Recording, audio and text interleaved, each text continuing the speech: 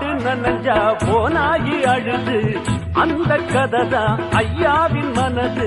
எந்த மனம் நல்ல மனம் பின்னாலே தெரியும், கண்டு எது பாலு எது தன்னாலே புரியும். ஊராத ஏமாத்த புலி உத்தேசம் பண்ணிடுச்சான், சந்தேகம் வராம பசு போலால மூடிக்கிட்டான்.